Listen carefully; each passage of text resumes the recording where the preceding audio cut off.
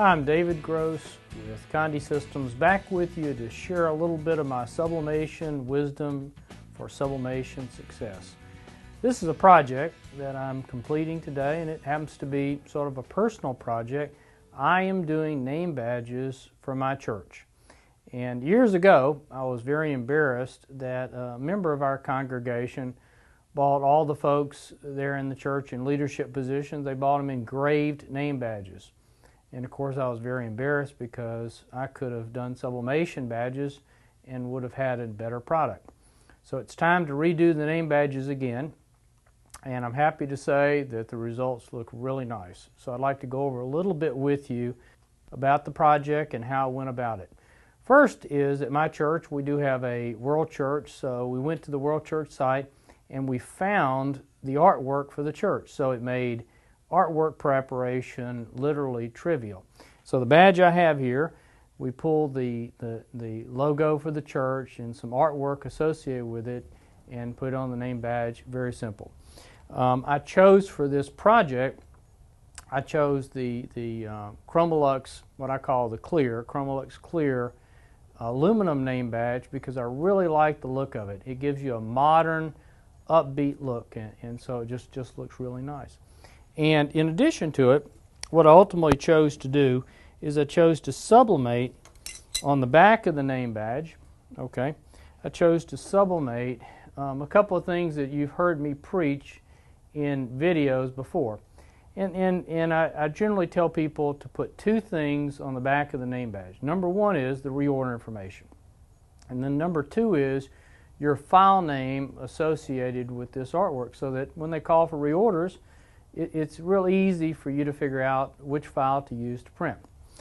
In addition, I thought about what would complement the name badge and serve the church well, and that is there are currently 5 initiatives with our church for the coming few years, and so I put these initiatives and sublimated them on the back of them with the goal that every time one of our folks puts the name badge on or even takes it off, they'll be able to look at these and see sort of what are the marching orders, what are we here to do at our church. I thought about offering some sort of message on the front, but after thinking about it for a while, it really would make the name badge too busy. But often when you're doing name badges for companies, you can add to it some slogan or something, some message that they're offering, or program or initiative or product, you name it. So again, here it is.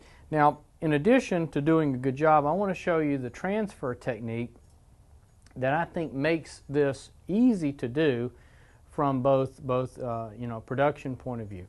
And so essentially what you do is you print out your transfer, and I use a template, and I've duplicated the template for both sides, and I have my front side and my back side. And then at that point in time, all I really have to do is fold them, and we're going to load it in the press. Now, with aluminum, it's very easy to transfer to both sides at the same time because aluminum conducts heat so well. Aluminum pretty much is the only product that you can do this trick with, and so it's favored for name badges and dog tags, things like that, because you can get away with only one pressing. So what we do first is we're going to turn to our press here. We're going to put a piece of paper down. Now the side we're putting down in the bottom here is the side that is for viewing. So it's the good side down. This is the back side. Okay, and what we're going to do at this point is we're going to load our name badges in. Now on the name badges it's going to be pretty obvious, but one side looks nice, the other side looks, that's the good side, this is the back side. And so what we're going to do is we're just going to load them in here and position them within my little box.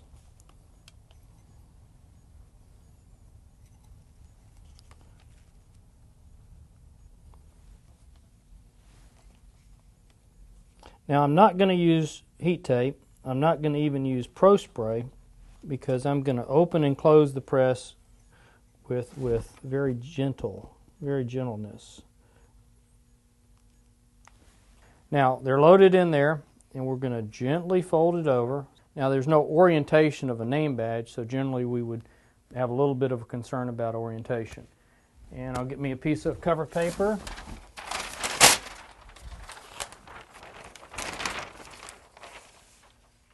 Put on top, and I'm going to press for about 1:15 at 400 degrees. Everything again very gentle. Now we're going to open our press, and again I'm going to be very, very gently so that I don't shake anything.